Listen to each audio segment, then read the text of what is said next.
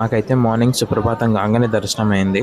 Morning సుప్రభాతం 3 o'clock start అవుతుంది. ఆ దర్శనం అయిపోయిన తర్వాత టెంపుల్ బ్యాక్ సైడ్ నుంచి మనం స్ట్రైట్కి వెళ్తే ఆల్రెడీ ఎగ్జిట్ ఉంటుంది అక్కడ, ఇదే వే. అక్కడ నుంచి స్ట్రైట్ వెళ్ళిన తర్వాత అక్కడ మాలికాపురం మంజుమాత అని ఉంటుంది, అమ్మవారు ఉంటుంది. ఆమెని పక్కా అంటే పక్కా దర్శనం చేసుకుని రావాలి మనం అక్కడ నుంచి.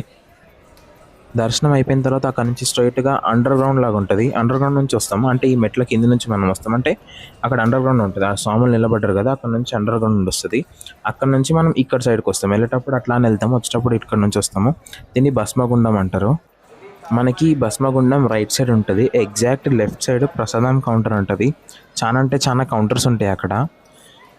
మనము బాక్స్ తీసుకుంటే మనకి 1030 రూపీస్ ఏదో అంటే బాక్స్ ఛార్జెస్ ఏదో పడుతుంది. గుర్తుపెట్టుకోండి, మనం ఎంత హైట్ అయితే వచ్చినామో అంత హైట్ కిందికి దిగాలి.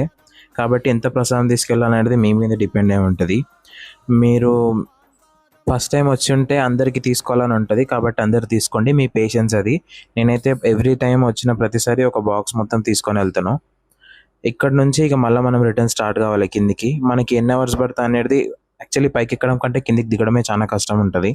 మేము మధ్యలో చెప్పడం మర్చిపోయాను, మధ్యలో దిగుతుంటే ఇది నాకు కనబడ్డది. ఇక్కడ డోలే అని అంటారు. ఎవరైతే నడవలేని వాళ్ళు ఉంటారో, మాల వేసుకుంటారు కదా, లైక్ వాళ్ళకి కింది నుంచి పైకి రావడానికి 7,000 ఏమో ఛార్జ్ చేస్తారు వీళ్ళు. పైనుంచి కిందికి రావడానికి 4,000 ఏమో ఛార్జ్ చేస్తారు. డిపెండ్స్ అపాన్ వాళ్ళ వెయిట్ కూడా ఉంటుంది. మాల వేసుకునే వాళ్ళు కాదు, ఎవరైనా అంటే సివిల్ వాళ్ళు కూడా ఎక్కలేని వాళ్ళు కూడా ఎక్కొచ్చేది.